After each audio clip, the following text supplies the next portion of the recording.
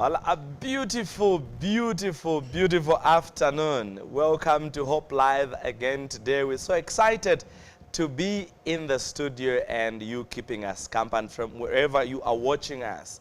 Live on Hope Channel Zambia on Topstar, but also on our Facebook page as well as our YouTube channel, Hope Channel Zambia. It's very, very interesting to know that some people are actually following us out of this country in foreign countries, abroad. We have viewers from the diaspora. Now, this is what it means when we are crossing beyond borders, and we appreciate that we have many people that are watching outside this country. My name is Bright Sinkozi, and today I'm not alone. Mwene is here with me after a long time. Yeah, I'm so excited to be here. Should I say Happy New Year to you? Yeah, you should, because I think the last time I saw you, or the last time I was here with you was actually last year, I think early December, before you left for school.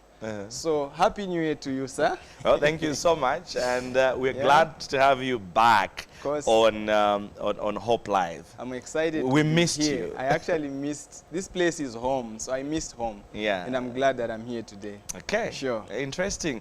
A lot of things are happening in the country. Today we are discussing something very, very important. But before you even go there, there are a lot of things that happen on a daily basis in this country. A young man named Kapambwe, popularly referred to as Why Me, who was in incarceration for this long. And then trial came, tried in the courts of law, sentenced to 12 months imprisonment, but because he stayed in prison for 9 months, so they could not keep him longer, because at least he should have been there for about 8 months. Sure. So now the gentleman is out and receiving support, unfortunately or fortunately, from some political stakeholders. Then they are calling him a freedom fighter, a hero. And that's what is really confusing me. What does it take for one to become a freedom fighter? Well, I think in the ordinary context that we all know, I think one to be called a freedom fighter should be one that fights for people to be liberated from the struggles, or rather from the hands of the people that are oppressing them. And I think that's what it takes for one to be called a freedom fighter. But in his case, I'm also trying to understand what method or criteria they used to call Why Me as a freedom fighter. In the words of the Mr. Given Luvinda, anyone that speaks against the ruling party is a freedom fighter. So that's a new definition. Well, that is when you go to school and they ask you define freedom fighter, use the Luvinda formula. I think that one wouldn't make you ace your exams, because it's very different and difficult. But however, I think we all understand that we've got human rights, and we have this freedom of expression, especially in our country. We know the government has been advocating for this for the longest time now. And everyone has the choice of words that they're supposed to use, as long as they do not, they are not looked at in a certain way that disregards other human beings or disrupts the freedom of others. And so I think in the name of having the right to express yourself, you must not find yourself in a situation where you are insulting people, inciting violence. When you talk about insulting, he has actually refused. This morning he was on Diamond TV and he said, I don't insult. It's just the language. We have 73 plus tribes in Zambia. And when we speak our Bemba dialect, we are using certain words that might look or sound as though it's an insult, but they are not.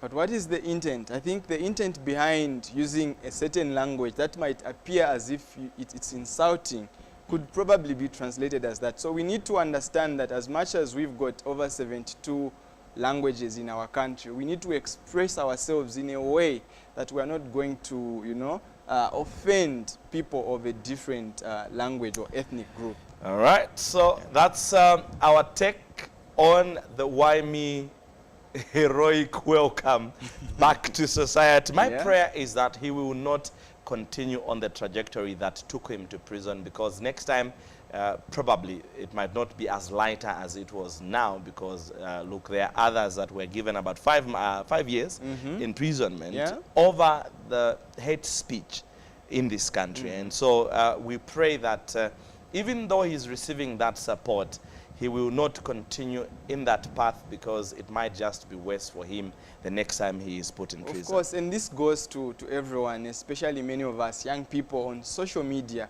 We're supposed to be mindful of how we air out our views, we express ourselves. If we are not happy with something, there is always a certain way in which we must communicate to the government, to our leaders, without having to use derogatory exactly. So let's be on the lookout, and let's be mindful, so that as we express ourselves, we do not find ourselves away from the acceptable means of self-expression. That's an advice from Mwene, our counselor here. Another thing trending now is the issue of the PS education. Mr. Kamoko. Mr. Kamoko Joe. Yeah, I saw that one in the morning. You saw it? Yes, exactly, I did see that one. What's your analysis? I tried to follow through the interview, and I personally feel he responded to the questions accordingly. And I feel, the response was very much okay, in line with what the interviewer was looking for. So I can't decide whether he was drunk or not. That's a story for another day. But obviously, but that's what people are talking about. But we do not have the facts. Whether he was drunk or not. Yeah, you and I are journalists, and we believe in verification of information. Verifying facts. We do not have the facts to say he was drunk or not. But the most important thing is he was able to respond to the questions. And I believe a lot of people, parents especially, who are having children enrolling in grade 1 and also Form 1, have the necessary information that they needed to have after they watched the interview with the PS. Sure. So the issue of I won't say drunk driving. The issue of whether he was drunk or not is an issue that those of us that are just seeing on television cannot say. Sure. Yeah, and to conclude and say he was drunk, really, it's a different issue altogether. But then here is the thing, like you are putting it. He responded to all the questions that were asked by the newscaster. That was on a live news desk. And so he responded to the questions with regards to the opening of the grade 1s and the Form 1s, which to me, I think is a plus, and we should actually encourage all of us to concentrate on that information. Yeah. But again, there are people who are even saying, after all, it was a weekend. He wasn't on duty, but then he was called to represent national department, the Department of Education in this country, a ministry for that matter, and maybe there should have been assessment. There is something that they're also querying the media to say, do you assess the people that you put on set? What happens? Do you check their status? Are they drunk? Are they okay? Are they sick or not before you take them on set? Do you think that query also applies? Yeah, it does. And of course, when we are running a production, it's not a matter of just getting anyone and then bring them on set and they begin airing out their opinion. We've got all these processes behind, production. We have to scrutinize and check if the person is fit to be interviewed. And I believe when he appeared on TV, all the necessary processes were taken. We're talking about the national broadcaster here. And so I know and believe they cannot make such a mistake. Well, see? Whether he was drunk or not, it's a story for another day. But all we can say is that the questions being asked yesterday were answered to by the PS. And we refuse to join the campaign to say he was He was drunk drunk, here at Hope sure. Live. No, but let's get to hear what you have to say. The number is 097-615-1517. Better still, you can slot in your contribution, your thought, your opinion on our live stream on Facebook and also YouTube. Today we are discussing a very, very important topic, Yeah. Mwene. And it concerns us as Hope Channel Zambia. It concerns us as the Adventist Church. It's the issue of ADRA Zambia's humanitarian works in this country. Do you know ADRA? Yeah, I do know ADRA, and I also love ADRA. Okay. Yeah, I do know ADRA and the works that they are doing in the country.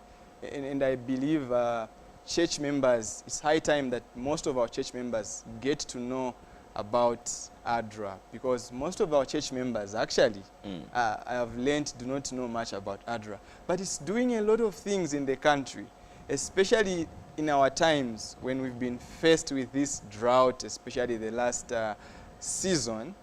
ADRA has done a tremendous job. We have seen a lot of works, and I believe even the state has acknowledged what ADRA is doing. So I believe members must align themselves and have the information of what ADRA does in our times. And this is the perfect time today, as you will be speaking to the director, Country of course. director. Sure. Yeah, country director. So Zambia has faced a lot of unfamiliar situations, outcomes that left alone, it's very difficult to attend to them. Very difficult. We had droughts last year.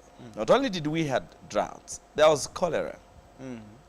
That one also put us on our pedestals. We lost a lot of lives. Lost lives. There was COVID also that really put us under pressure. And when you look at all these things, you needed a hand to, a shoulder to lean on. And ADRA, I think, came in handy to ensure that the sufferings of the people are alleviated. But then we are not the experts, and that's the reason why Mr. Havasimbi is joining us on set to just unpack what ADRA is doing in this country. Sometimes we have seen what ADRA International is doing, but let me just be very honest that ADRA Zambia is doing quite a lot. But let's get to hear what this humanitarian arm of the Adventist Church is doing also in this country. We take a quick break, Mwene. You join me on the other side, but for now, we'll be joined by Mr. Havasimbi. Sure. See you soon.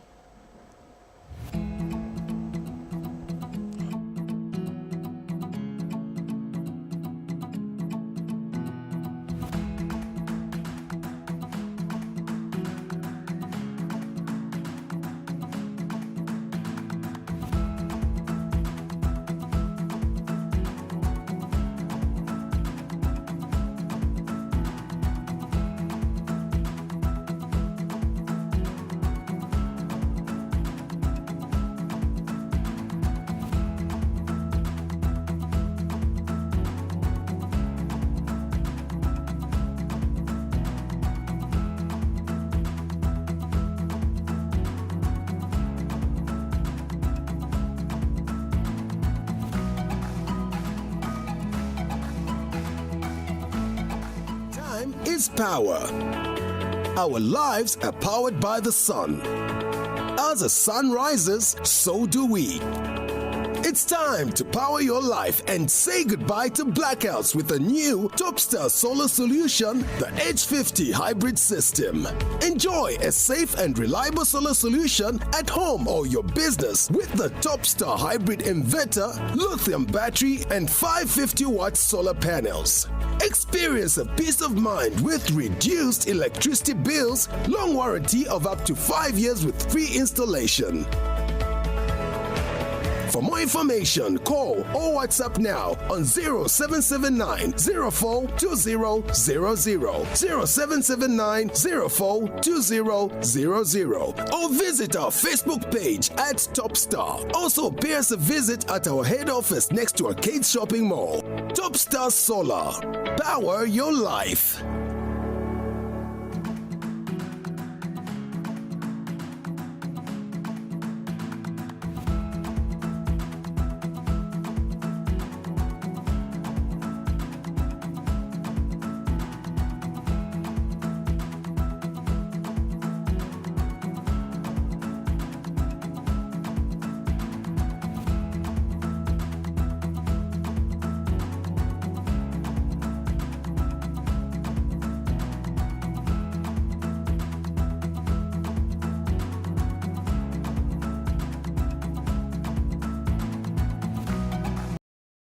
Well, thank you so much for still staying with us. And now we are into our main discussion of the program, where we are joined by the ADRA Country Director, Mr. Kenneth Hawasimbi. Mr. Hawasimbi, it's good to have you on Hope Live, and Happy New Year to you. Happy New Year to you, Bright, and I'm happy to be here. And Great. It's been a year, I think, when I was last year. Is that so? Yes. Then we are not good people. Please, go us some more often. We are not good people. We needed to have you every quarter so that we check on what ADRA is doing. Correct. Yeah. Quite a lot is happening, and so we'll be happy to share. Indeed. But how is ADRA generally? ADRA Zambia? ADRA Zambia is doing well. We can praise God, and by His grace, at least we are busy responding to quite what we are supposed to be doing. Great. And so it's stressful, but it's good stress. It's stress that we say on this program, baptized stress. Amen. You are stressed for a good reason. Exactly. It's not Yeah. stress that is going to give you hypertension. No.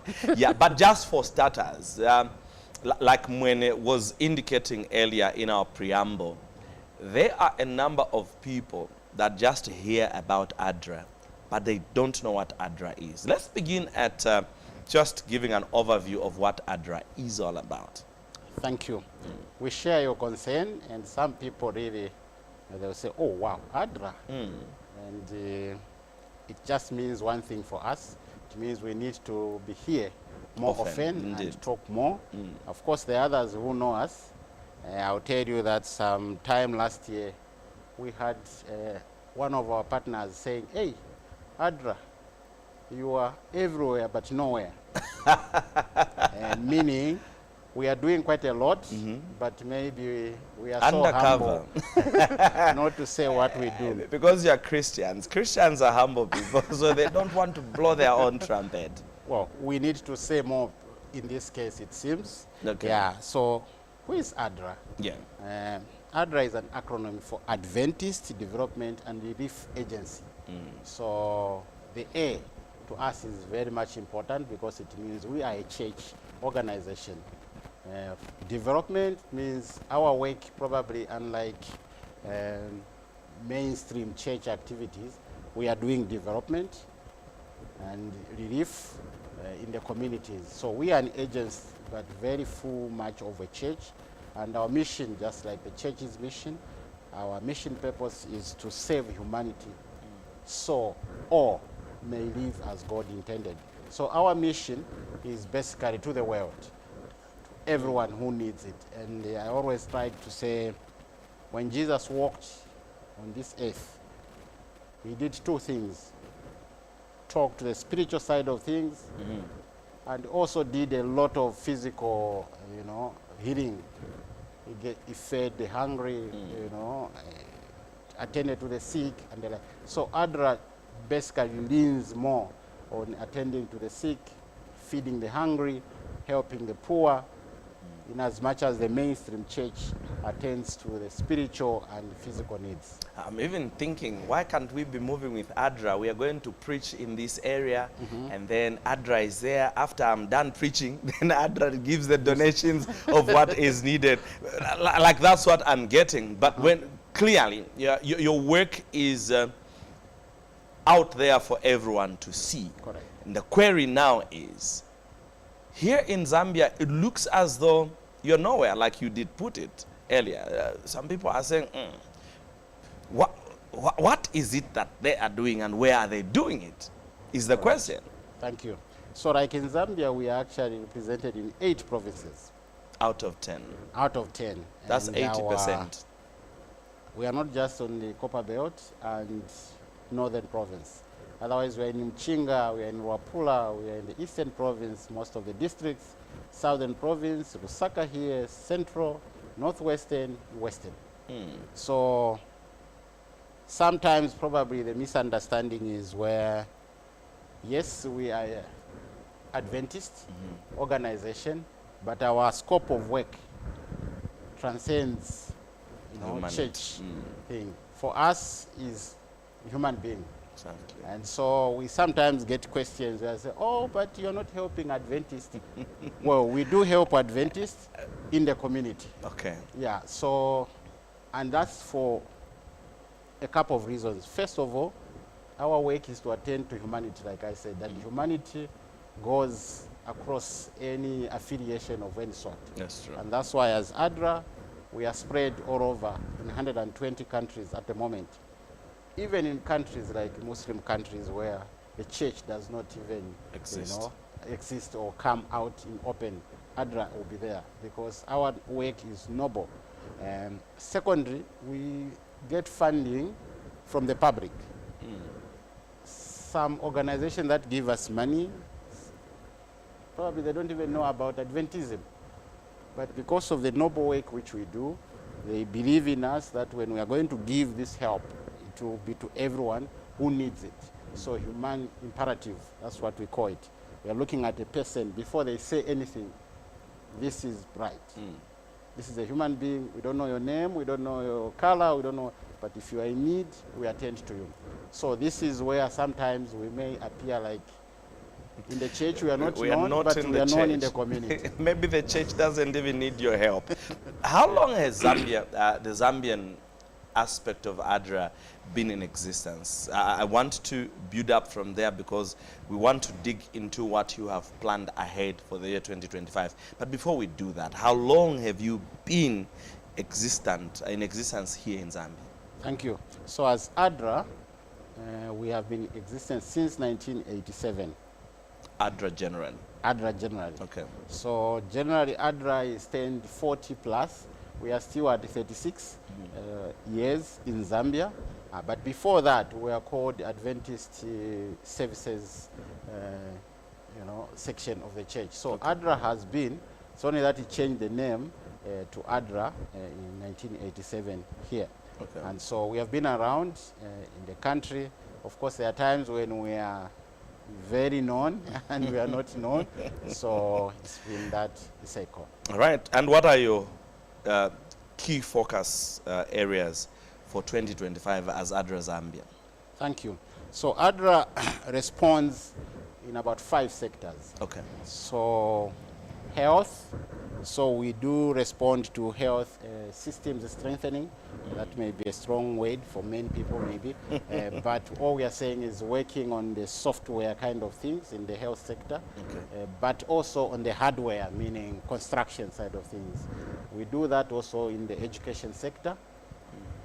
We do that also in terms of water and sanitation, basically providing water, safe water for our communities, not just for drinking, but also for production and also for livestock. And so that's one area. But we also focus on agriculture.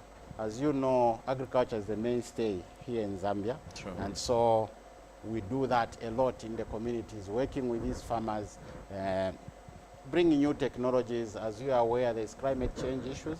So we propagate climate smart farming, but also helping them get value. So we do more of agribusiness because you're looking at production as well as the marketing side of things for income purposes.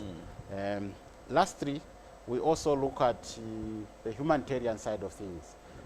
Like you rightly said in your previous presentation, Zambia has faced quite a number of challenges. Cholera, of course, is perennial. There was COVID. Last year we had the drought, which in the president's words, something which hasn't been seen in decades. And we saw first-hand challenges as ADRA in these rural communities where we work. And we are happy to announce that we've been part of the solution, working with several partners, the WFP, the American government, the European Union, and many other organizations, together with the church, also responding to the needs of the people. And I'm happy to tell you that when we move also in these communities, there's serious response. One government official actually told me that, do you know that if there was no emergency support to these people, there were no assistance from ADRA and other partners, even food in town would have been very expensive because the demand for mini-meal would be high. And so emergency response is our area, and we are always on hand to respond to that. All right, and so how does it look for 2025? Thank you. So 2025, of course, now we are cholera, swimming around. So our teams are working with other stakeholders to make sure that we have those preventive measures. Above all, we are still responding to the food crisis. As you know, our people have not harvested yet, and so we are responding. We have over 300,000 families we are working with through cash, but also through food aid. We also have a number of other capacity building projects which are happening across the country, and we keep on writing more proposals to focus on helping our people get something in terms of income. If it's the young people, how do we build their skills so that they are employable or can become entrepreneurs and the like. So it's quite a package. Why do we do a package? Because the well-being, like you, Bright, you have so many needs. True. You need the water, you need the food, you need the shelter, all those facets of life. Why are you leaving out money? Of course, money is the means to getting all the well-being. And so our focus is well-being. And therefore, we touch on a number of aspects so that your well-being, when you say, how are you?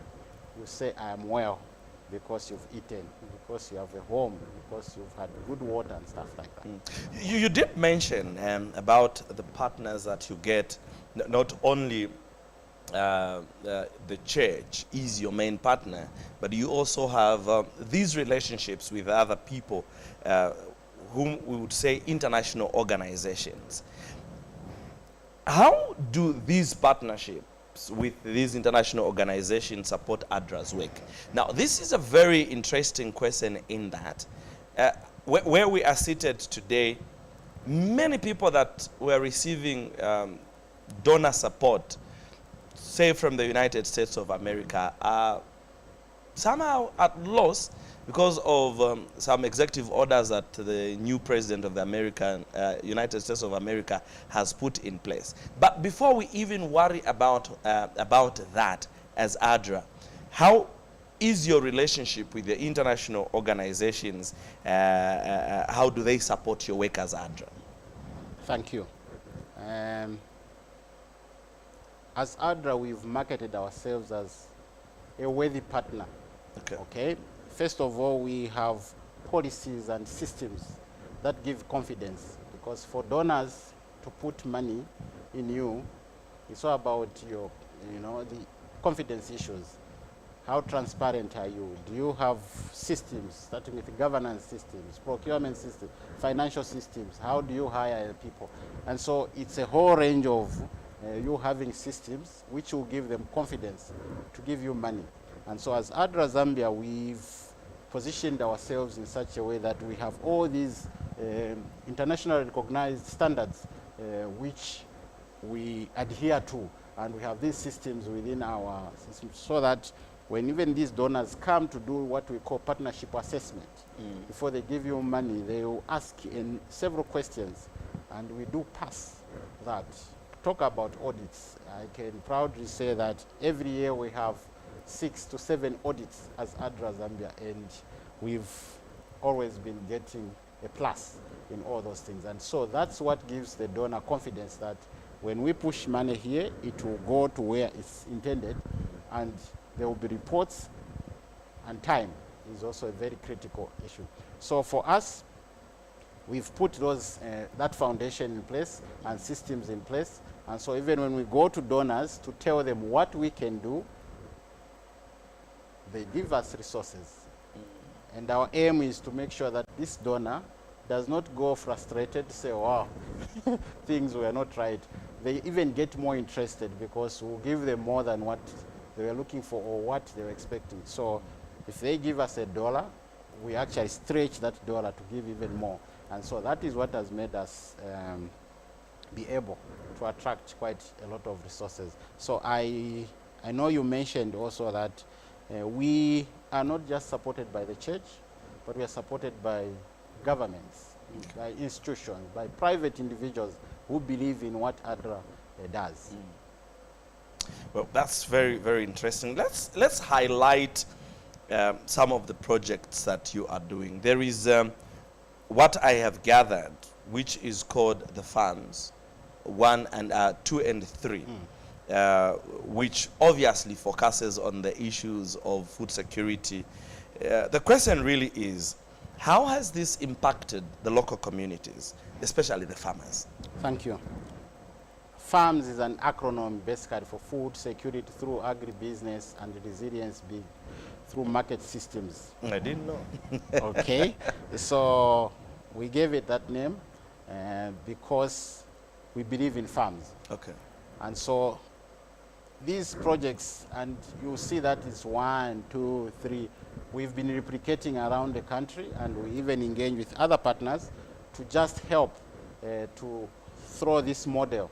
And it's nothing but just some big garden where things happen to demonstrate.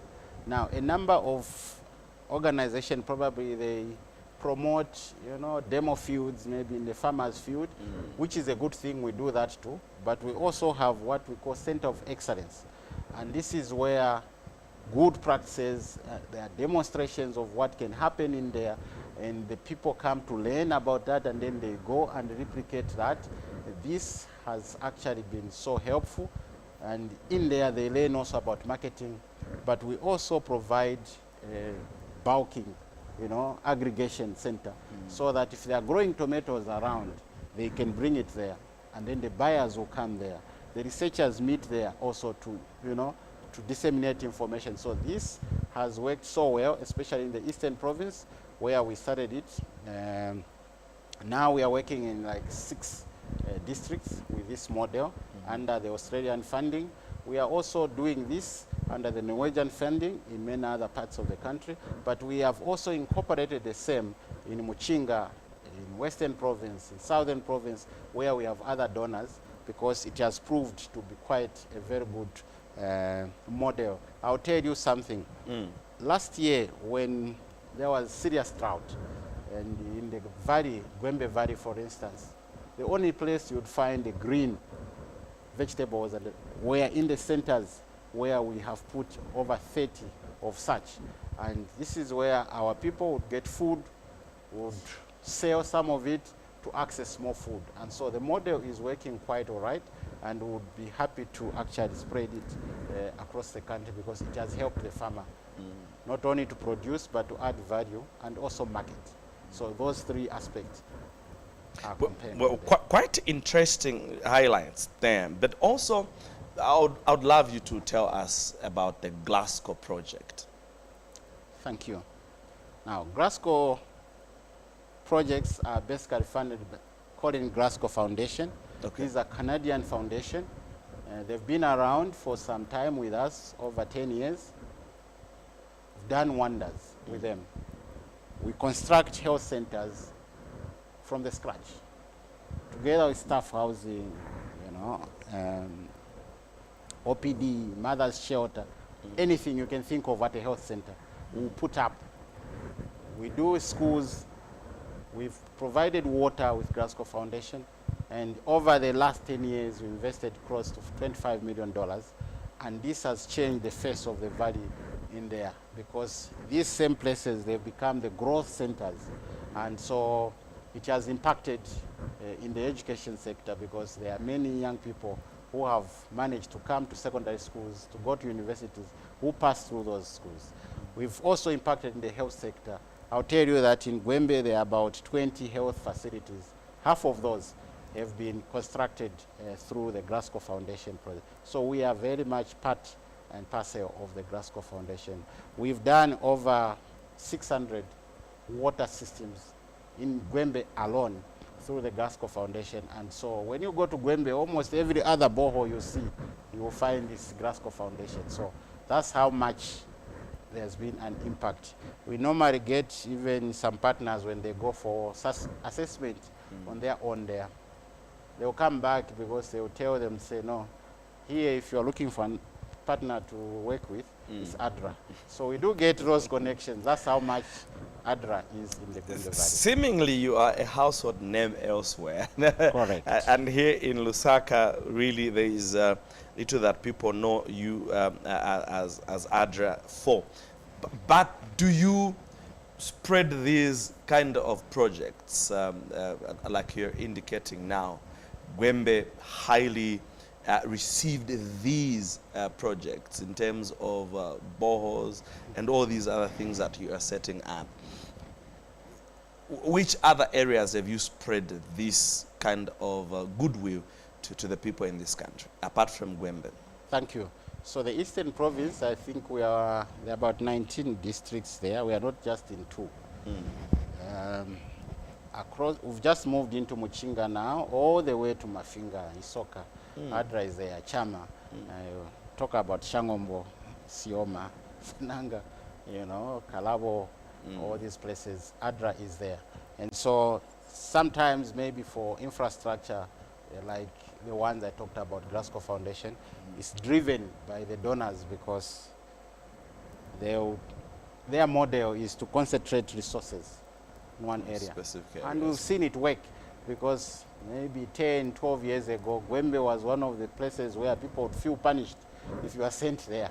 But now the story is different because of some of these, of course, development infrastructure we've put up, which complement government agenda as well. And so in as much as possible, we spread these resources around. But one thing, of course, which we still have to get around with is we are donor funded. Okay. And usually we have to work where the donor have specified. And so this is what drives us for now. But maybe if we grow with the support of the church and many other people, we can be deciding where we want to go and then people fund into our program. So we do a bit of that, but most of it at the moment is donor driven. I am interested in the young people. Earlier we were talking about a young person, quite youthful, who was when in prison, sentenced, but because he stayed a bit longer in prison for, lack of better term, irresponsibility on his part when it comes to the use of social media and all that. Do you have anything that you're doing for the young people as ADRA? Thank you. Youth programming is one of our hallmarks now, especially here in Lusaka. I'm happy to mention that we have 2 specific projects that are focusing on the young people. There's one what we call Young and Empowered. It's called YEP, because it rhymes also with the young people, yep, yep, yep. So in these particular projects, we are working with the Swedish Mission Council and Swedish and ADRA Sweden, where we are focusing basically on the youth. Some people would like to call them junkies, but we don't want to call them junkies. They are youths, they are variable people. They are also human beings. Yeah, exactly. So we pick these youths. Some of them are really in that confused state. And then we run them through a model we call a circle of courage. This is an approach that basically helps in the psychosocial counseling side of things, help these young people see and feel the belonging, and then they become part of the community. And some of these then we take them into TVET, like for skills training. And so far through this project we have graduated over 60 young people. We have such programs also in Siavonga and Chirundu. Here in Lusaka we are also working with over 20,000 girls, keeping them in school under the project called Metro. And so we teach them entrepreneurship. We teach them how to be responsible people in society. We teach them on how they can provide a service. And so once we address these aspects, we've seen young people who've been brought back into society as responsible citizens. Very, very interesting work that you're doing for the young people. And I'm loving the yep kind of arrangement, because it clearly shows that the young people are not left out in everything that you are doing. And maybe for us to, begin to have a responsible society for the future, then the young people also should be catered for. you mentioned that it's done within Lusaka. Any plans of spreading to other parts of Lusaka? Oh, yes. I mean Zambia. Sure. We have another project called U-Wash, that is youth integrating livelihoods and wash. So this is happening in Chirundu and Siavonga. So we basically spreading the youth focus because we are youth and women focus. Okay. And so wherever we are working, the integration, be it an agriculture project, the integration is the youths. And so there's one reason why we are doing that. Okay. You will note that 70% actually plus of Zambia's population are people below 30 years. So meaning we are sitting on a time bomb if we ignore this population, because in any case they are the future. And so youth programming is a focus, and resources permitting, we actually want to cover the entire country focusing on the youths because they are innovative, they have the energy, and they can do wonders. Still on highlights, maybe the last one that I need to probably get clarity on is what you refer to as JBFDDZ. That really focuses on the dairy farming initiative. The question is, what are its benefits? And I'm looking at ADRA. Should you go all the way and start doing things that maybe might not even look to make sense to an ordinary person? But there we have it, JBFDDZ. Thank you. We are so passionate about this project, and in simple terms, the J there is basically looking at the Jersey. I'm sure we may have heard of the Jersey breeds and stuff like that. Now, these are the cows, and it's Jersey because it's funded by the Jersey government. Okay. We are promoting basically to increase the productivity of the farmer in terms of the dairy milk. Yes. And once they've had that, then they'll be able. I'll tell you that 1 liter of milk now, if Dairy Gold and the others are buying, it's about 10 kwacha, 12 kwacha. Now, if you had a cow and you take care of it, and it's able to give you, because currently most of these cows, they only give maybe 2 to 3 liters of milk. But if we can improve it to a certain level where it gives you 12 to 15 liters of milk. That's per day. Per day. For the next 300 days. Because once it litters or it gives birth, you can milk for the next 300 days. And if you have your 100 liters times 13 kwacha every day. So that may even be more profitable than maybe struggling with hectares and hectares of land. Agriculture is also good, so to say. But what we are saying is, most of these farmers, because of climate change, you find that maybe they have 80 beef animals, which they may even be struggling to take care of.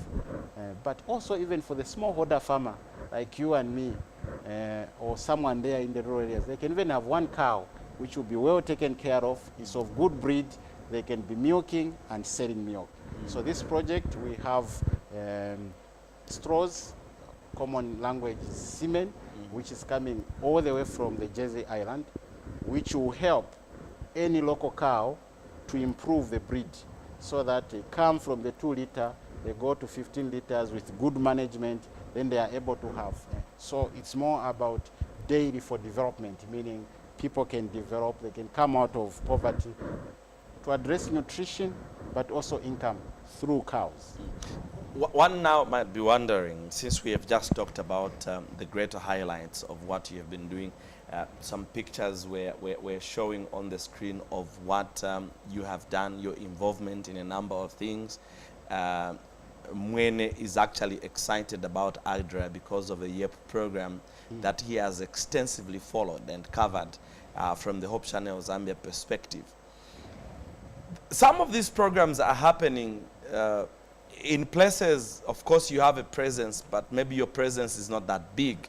How do you monitor all these projects to ensure that, especially these that are not one-off, like cholera, for example, there was cholera, the pictures of the buckets, the chlorine, the soap, and all that, maybe we'll be able to show it again, was a Well, I'm saying one-off because it was given and then given to the people that needed it in the community, as you had specified. But also at the Cholera Center, at the Heroes Stadium, there were things that you had taken there as ADRA. It's okay. Those are coming and going. But the projects like boreholes, the projects like farms, the projects like Keto and all that, how do you ensure that there is sustainability, there is continuity, even after you've started this today? Do you monitor these things? How do you handle that? Thank you so much. So ADRA is about 25 to 30 districts. And in each of those districts, we have an office. Okay. And that's for simple reason. We want to be closer to where service is happening. Amen. But we also have these meetings where we work with the other key stakeholders, the government people, because the whole idea is if we bring this benefit, it needs to be sustained. Where possible, even scaled up. And so government are the right platform, just like any other people in the community, traditional leaders, whom we work with so closely so that sustainability, but there's also rolling out. That's one aspect. Another aspect is that when ADRA comes to your village, Bright, and is working there, maybe let's say putting water, we do not intend to exit when we finish the water project. We look for other issues. Earlier I mentioned that you're looking smart like this because you've eaten, you've bathed, you know, you slept well and stuff like that. So if we came with water, we'll also be looking at food security. True. We'll also be looking at education and all other. So we try to concentrate aid by bringing other donors, for instance, so that when this donor funding the water project is done, ADRA does not exit. ADRA exists through and through so that we address many other issues. So in the 25 plus districts, we also have an office and the officers. And like I mentioned, we also have systems so that here at head office, we are able to monitor what is going on there. And we also have computer softwares where some of these activities, as they are happening, they are also uploaded in the system. Okay. We also have the communication department, which is very active in picking all these impact stories and what is happening to also further sell to showcase what we are doing as ADRA. So these are some of the issues which help us pick. Apart from that, as head office myself, I've been actually throughout the country to some of the places we can imagine of, to go and make sure that things are moving as intended. Well, next time you're traveling that long, please carry me along in your suitcase. We can go to Siavonga on Wednesday because I'm going that way. Amen. Amen. I am ready. Let's now transition and look at really the social impact of your work and the inclusion aspect.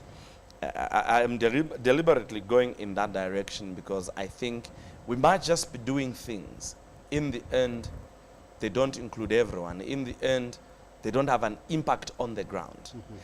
There are quite a number of projects really that you've highlighted already, but also I know when we talk about inclusion, we are looking at people that are differently abled, the people living with disability, for example.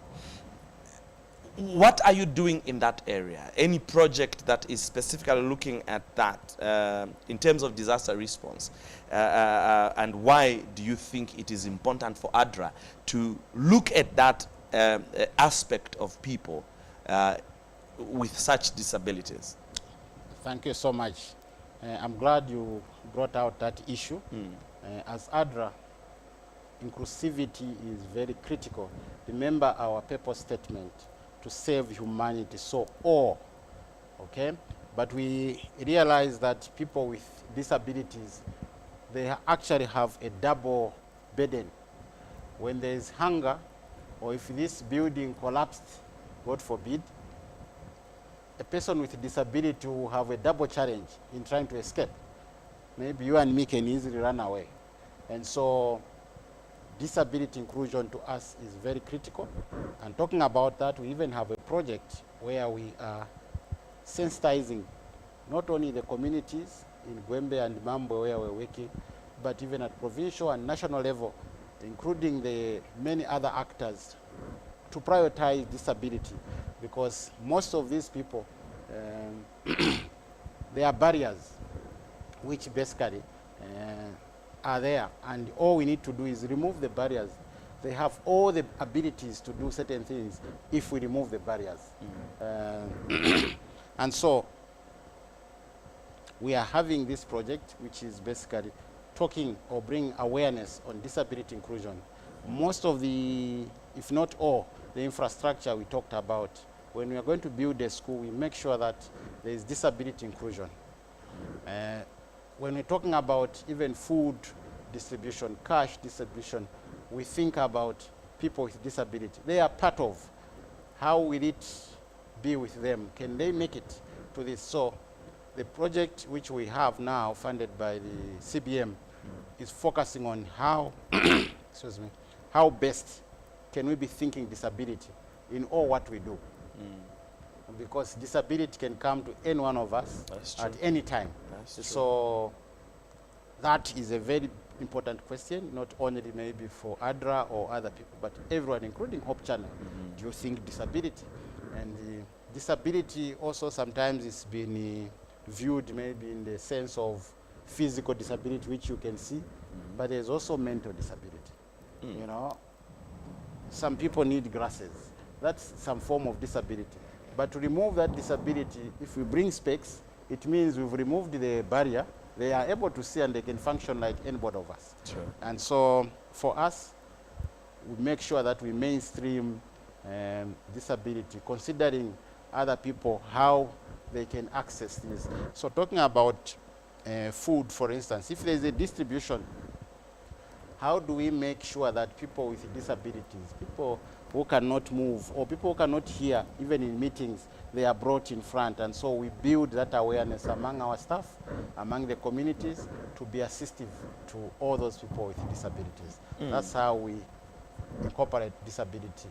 Well, other than disability, there are also issues where I'm just checking, where some people can't just afford to attend certain requirements that come because of a natural occurrence. I remember attending one meeting, I think you were calling it a metro project or something like that. And I want to just check and find out how Zambia is progressing with this particular project, especially in urban townships,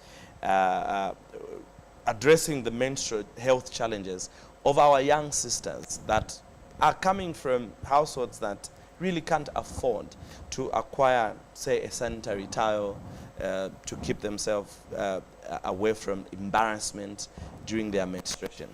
Thank you. I'm glad you brought out that one. That's also another good project for us as ADRA.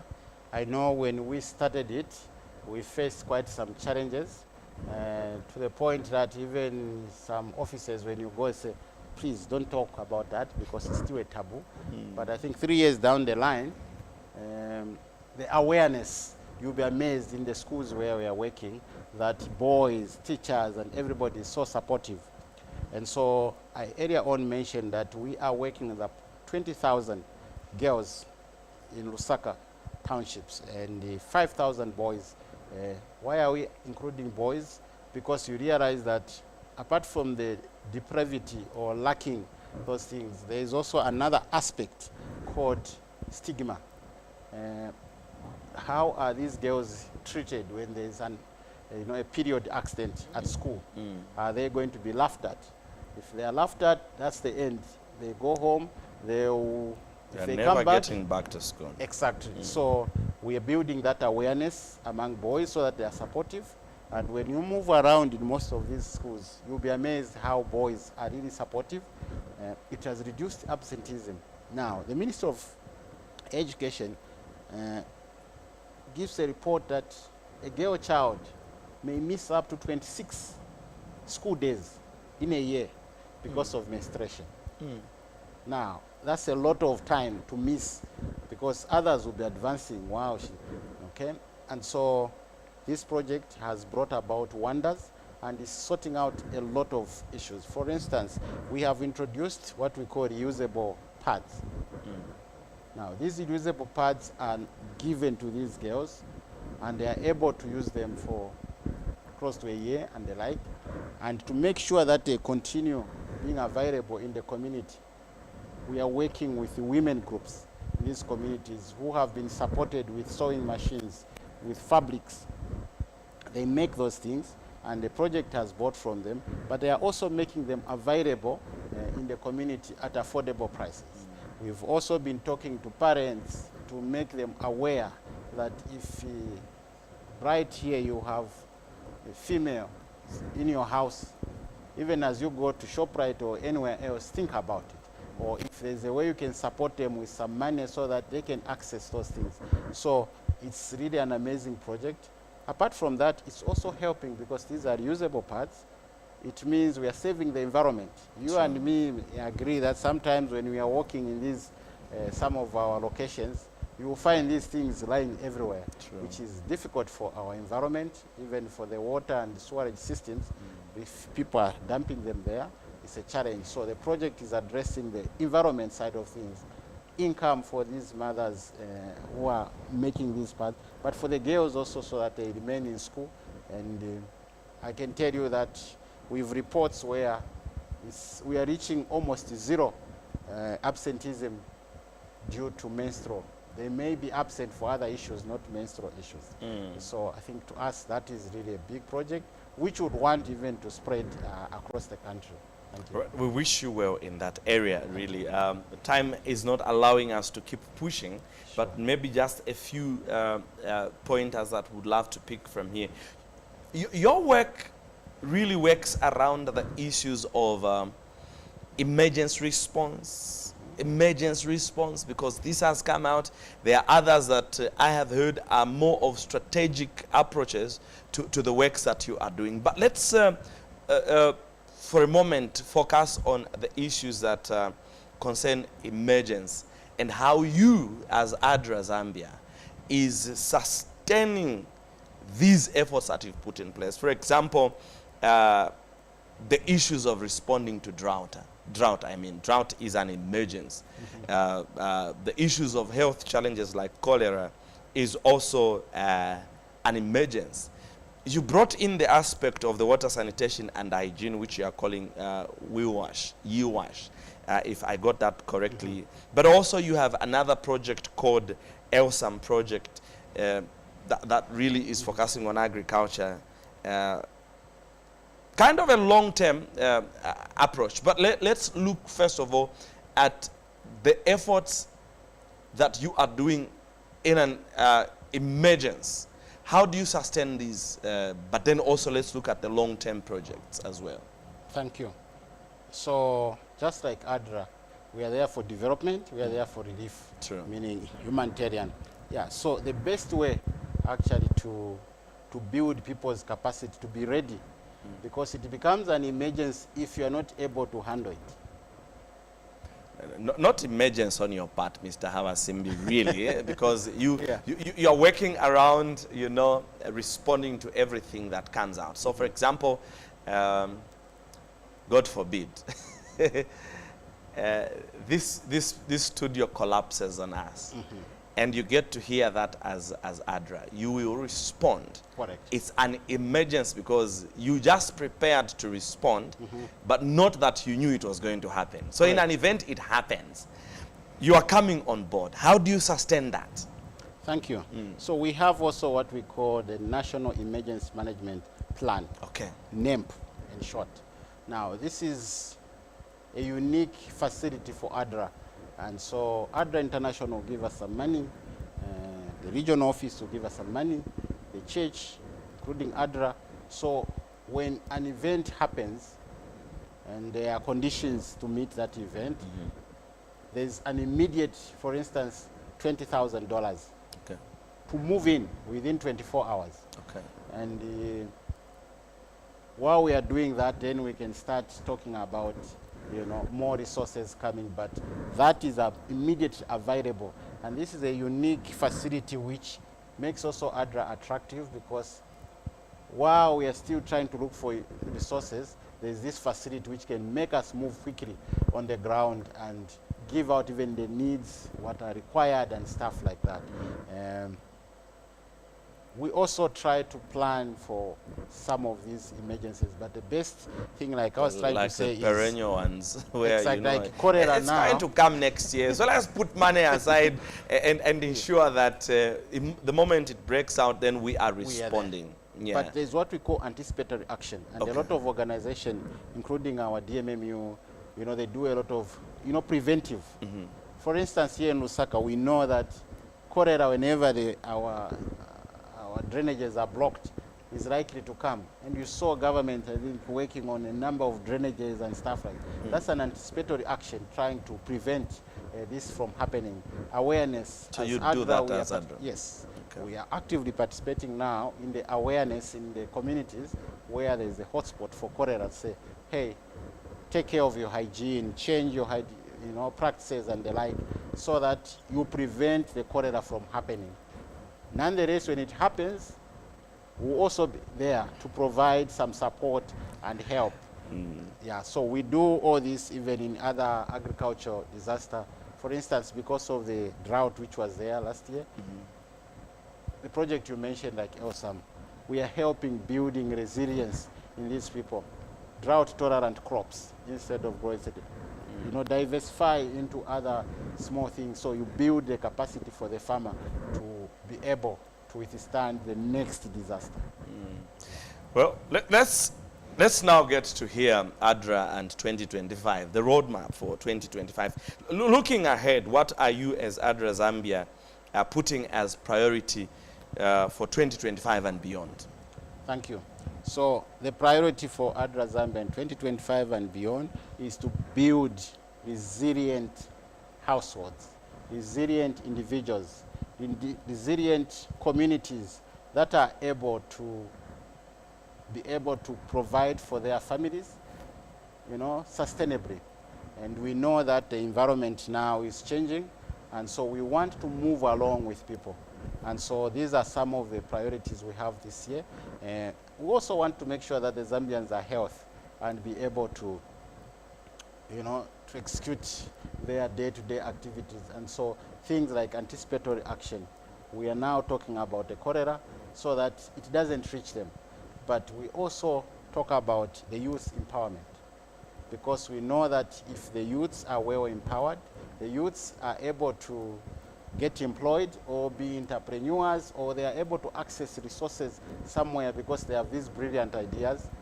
We prevent future, you know, crime or future poverty, because when people have income, they are less likely, you know, to engage in illicit activities. They are also less likely to be malnourished. Well, maybe you can be overfed, but you know, income has a way of changing people's livelihoods. Yeah, so that's our focus now.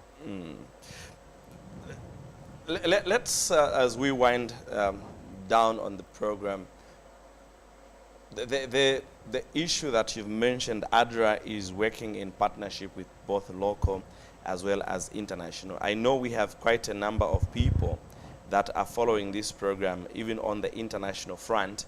But also let's talk about the local communities here, the local businesses that are operating in Zambia, as well as other faith-based organizations. How can these communities get involved in supporting ADRA's mission?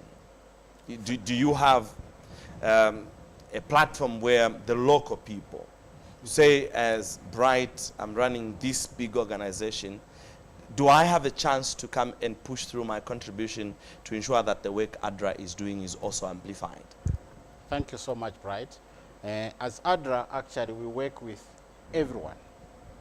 Everyone in terms of assistance, but everyone in terms of donations and what we do.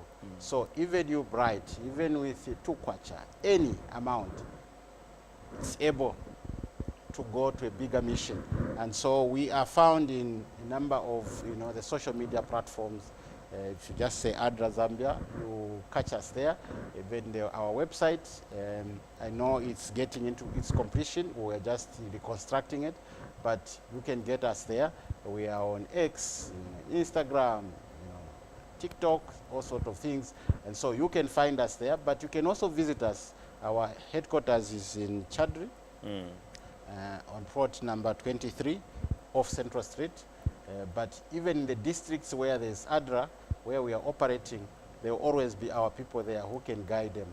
But we invite a number of partners that your help will go a long way, and we will always work to show you the impact of what you have done. And so we invite quite a number of people. Even here on the local scene, we are in a number of forum where we participate, and we are part of the, the bigger NGO organizations meetings around, because we believe that we can only get what we need to get through concerted efforts. And so some people bring ideas. It's not always money. Some people can volunteer with ADRA, and we accept everything as long as it helps us to get to deliver what we have to deliver in our mandate. Thank you. That really opens the door from everyone. I have already seen Clarence Monde Muhamba says, we really want to learn more about ADRA and their services. I think information has been provided. That message came just at the start of our discussion, but then he says, we are interested in the YEP program as Zambian Empowerment Hub for Entrepreneurship and Skills Training. So the YEP program is something, and Tina Nkoswe says, awesome work, ADRA Zambia. Dokas Siaji Yobo says, following, good works, God bless. And clearly shows that people now get to know what ADRA is doing. But let me, as a very last question, ask you, why not streamline your work to serving the Adventists alone, but you are going to other people who are not even members of the Adventist church, and yet you are an Adventist affiliated institution? I know this is what many people ask, just for clarity's sake. Thank you. I'm going to answer the question in this way. First and foremost, when we look at the great verse of John 3, verse 16, where Christ talks about whosoever wills. Okay, so he's given salvation to everyone. True. And I wonder if Christ only came for the Jews, what would be happening to some of us now? Okay? Oh, yeah. But so as ADRA, we exist for humanity. And humanity means everyone, as simple as that. Trust you me that if we were only maybe working with Adventists, maybe the money will only be coming from Adventists. Which might not even be enough. Which might not be enough. But the problems we have are so huge. And so we get money from governments. We get money from individuals, some of whom have no idea what Adventism is all about. But because of the cause of what we are doing, they will support us. And so we work with Adventists in the community. When we find them, we work with them. For instance, this YEP project, actually, we are working with Adventist churches, Catholic churches, name them, including the Muslim. And so, and because everyone has seen the value in the YEP, and so all these people we are collaborating with. And so ADRA, yes, we are a child of the Adventist church. And forever you shall be. And forever we shall be. But in terms of work, we go out there. And I'll tell you that there are quite a lot of people who've come to Adventism because of ADRA's work. Amen. I think that should be the joy for us as Adventists, if through these good works of ADRA, many people will come to know Christ. I think there's no greater mission than that. Because sometimes, if bright you are hungry, and I'm bringing you Jesus to you, you may not even listen to me. God knows why I will have to listen to you, because my stomach is complaining. Mr. Abasimbi, thank you so much for coming through to the program today. We truly appreciate. But just in case there is anything that we would love to say to our viewers as we conclude, there's our take-away home message for this discussion that we've had. Thank you so much, Pride. Thank you, our viewers, for sitting there to listen to what ADRA does. We invite you to partner with ADRA. because ADRA is your organization, regardless of who you are. We do great works for the good of our people, and not just here in Zambia. Like I mentioned, ADRA is in 120 countries plus. And so we do all these works because we want to save humanity so that people can live as God intended. The good life a number of us enjoy is because we are privileged, but there are others who are not privileged. There's something we can do to help them. I always like to talk about what happens according to the Bible in Matthew 26 when Christ comes and he says, I was hungry. You did not feed You them. did not. I was, in prison, you did not visit. And, he says this to these two groups. And each one of them actually seems very surprised because they say, oh, we did not see you. Okay? Or others are like, oh, we didn't know that by helping the poor, we were actually also getting a benefit for ourselves. One thing I can assure you that there's a benefit, personal benefit, in helping God's children.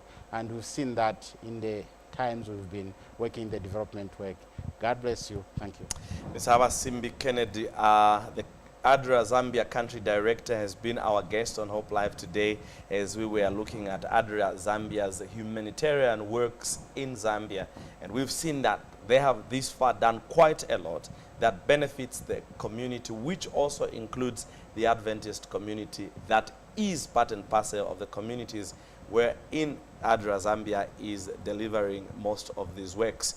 Well, I'm sure from today you know what ADRA does.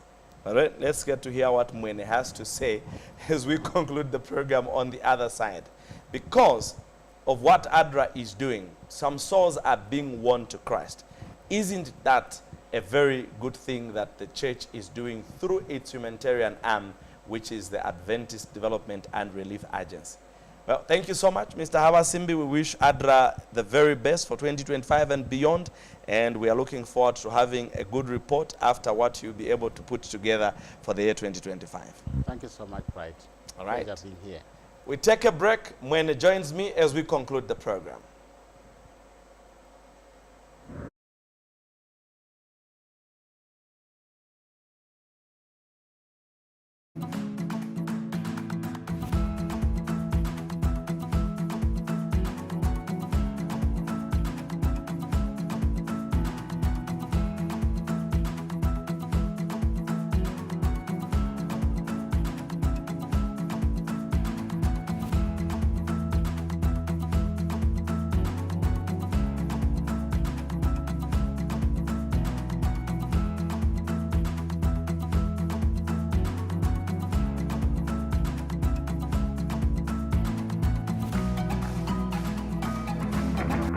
Step into the month of love with the best entertainment on Top Star for an affordable price of 180 kwacha on Antenna Classic or Dish Smart. Witness the best of English football in the Carabao Cup semi-finals. Watch Newcastle clash Arsenal on Wednesday, 5th February at 22 hours and Liverpool versus Tottenham on Thursday, 6th February at 22 hours, all live on World Football. Also join the Spanish Bears with the Madrid Derby when Real Madrid battles Atletico Madrid on Saturday, 8th February at 22 hours live on Sports Premium. But there is more! Catch up with stories of love and broken friendships in Hidden Lies, showing from Monday to Saturday at 19 hours, and Deceit, airing daily at 2040 hours on Novella E+. Quickly get your Top Star decoder and subscribe now. Top Star, enjoy digital life.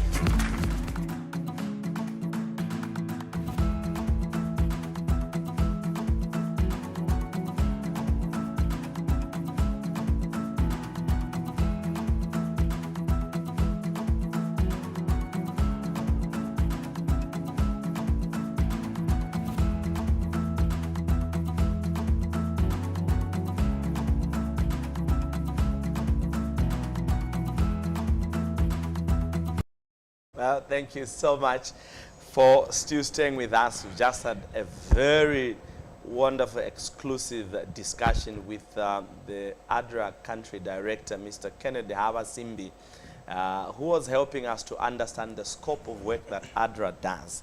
When he told me that he's actually a fan of ADRA. Yeah. Now I understand. Yes. Now I understand. I'm a very big fan of ADRA, and I love their, I don't, is it their motto, to save humanity so as everyone may live as God intended. Yes, and it's a very big and noble call. So their duty is not just to meet the needs of the society or people, but they want to make people live as God actually intends them to live. Yeah. So maybe I'm being biased because I love theology or something. To me, it's a sermon. ADRA is preaching. So they are assisting the Adventist church to actually make the work easier. We have talked too much about how most of these other churches meet the needs of other people, the physical needs, before they can actually preach. And I will proudly say the SDA church does that. We have quite all right, we have the Dorcas workers, we have the AMO, we have the youth ministries, and now we have the Global Youth Day that is coming. And you will see many youths and adults joining the young people in communities, offering a hand of help to many people that are underprivileged in society. And this is what we are called as a church to do. But then we see even ADRA goes an extra mile. You know, they don't choose. You can be Christian, you're not Christian. Problems can find anyone.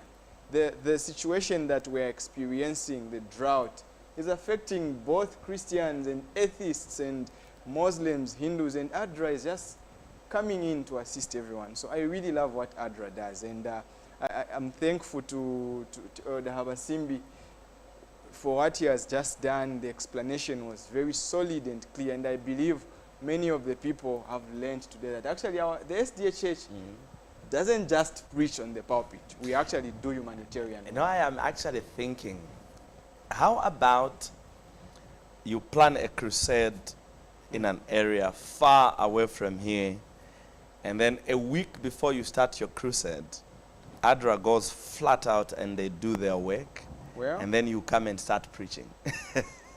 You know, that would be a very, very good foundation. Actually, when you go to preach, you're just going to finish because they have already done the larger part of the sermon. I'm looking at the harvest. Yeah, so you are just going to gather the people and then harvest because they have already planted the seed. Yeah, so ADRA is so a it's very not good true that the combination. Adventist Church is not helping it's people. not true. It's not true. It's responding to big events that are affecting the entire community here in Zambia and beyond. Sure. So it could just be that majority of us are not aware, have not been aware. Now we have been made aware of what ADRA actually does. Yes, exactly. And the footprints are there in all these communities that they are found, and they are doing great work after all. You should see, I was even checking, even in Gaza, you know, Ukraine, ADRA is at the forefront.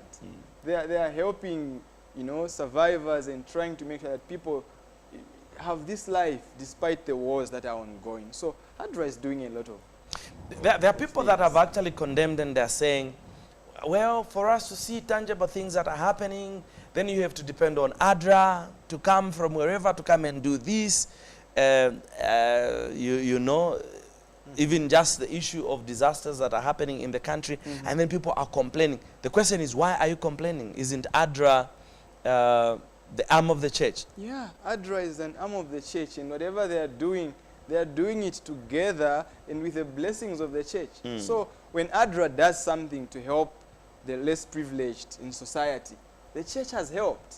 Yes, indeed. The church, including the people who are complaining, they have helped. So there is no need to say the church doesn't help. The church actually does. Yeah, we were coming from discussing stewardship issues last week. Yeah. You were not here. But I think this also includes part of our responsibility as managers of God's resources, but also managers of God's people, because they are placed under our care. Yeah. When we finally find them, it is our responsibility to show them the direction to God, to Christ, and this is what ADRA is doing. All right, that was our discussion.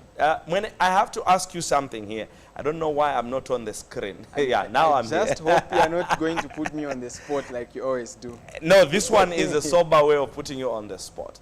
Have you ever walked up to someone and you tell this person to say, can I pray for you? Yes, I have offered to pray for someone. And actually today something melted my spirit because I received a message from a friend who I was praying with or praying for. And she says, you encouraged me so much during that time when I thought all lost was hope. Or All hope was lost. Yeah. rather. Yeah. And she's gotten what she was praying for. Mhm. And I feel very excited. I really don't know how to put this. But then I think I have done that several times. And I find satisfaction in offering to pray with someone or pray for someone. One thing I've realized with prayer is that the more you help to pray for other people, the more God answers your own requests before you pray for them. Amen. And so I find solace in helping people in those lines. So my question still stands. Mhm. You are just walking in the streets here Yeah. in Lusaka, and then you see people.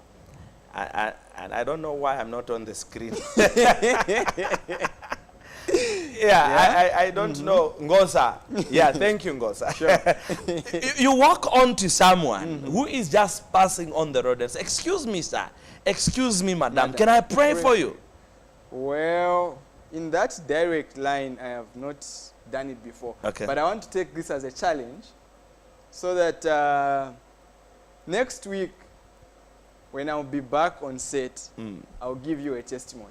Well, it shouldn't wait for next week because on Wednesday, we are inviting the whole of Challenge Mission District Okay. Youth Department with the help of their pastor. All Do you right. know where their pastor is? Yes, Pastor Mwana Mujende. Yeah. Sure. With the help of Pastor Lavmo Mwana Mujende, they are ahead of the Global Youth Day Okay. and Youth Week of Prayer.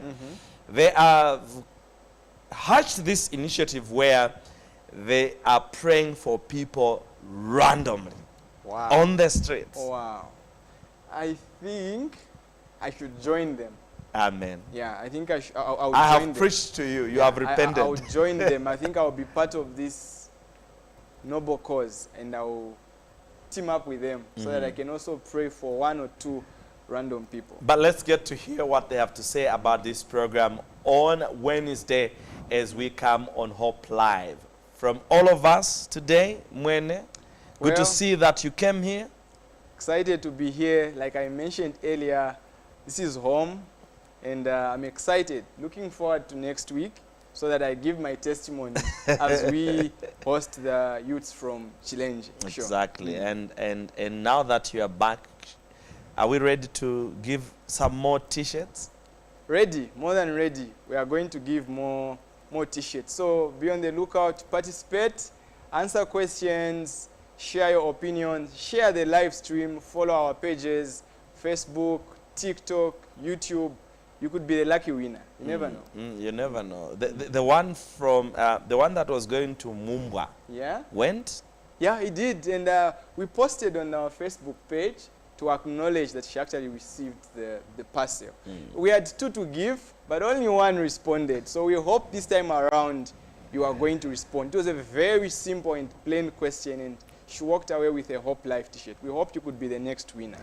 Well, Hope Live T-shirt it was that we gave out, but there are still more. Hope Channel Zambia will be not too long from now be selling majority of the T-shirts. Just imagine Hope Live T-shirt. That's Hope Channel Zambia T-shirt or Hope News. I'm thinking. Yeah, yeah, we need to Love broaden it. Therapy. Exactly. What's yours? Lunchtime Music Drive. Is that your Age of program? Grace. Age of Grace. Yeah. Hope Teens. Yeah, Hope Teens, of course. We're going to share a lot more of those things. Yeah, so a lot is coming from Hope Channel Zambia, and we do pray and hope that you will participate. If not giving you a free one, but you can also support Hope Channel Zambia by buying a T-shirt or two. They are going to be very affordable. Yeah. Very affordable. And who knows, maybe before the Global Youth Day actually kicks in, we might just be having some T-shirts, Global Youth Day T-shirts that Hope Channel Zambia is going to be selling. So there's quite a lot that Hope Channel Zambia intends to do, and you will just get it here, the caps, the T-shirts. pens. Yeah? Yeah, so there is everything. It's called branding. Yeah, it's good, Brandon. Sure. We should go now. Yeah, we have to go, and we'll see you on Wednesday. Please, same time, 12:30 to 13:30 hours. Tell your friend to tell a friend that Hope Live comes to your screens every Monday, Wednesday, and Friday. On Monday, it's 12 hours. On Wednesday and Friday, it's 12:30 to 13:30 hours. You could be the next lucky winner by inviting a friend to come and watch Hope Live. From all of us, Bye God for bless now. and bye for now.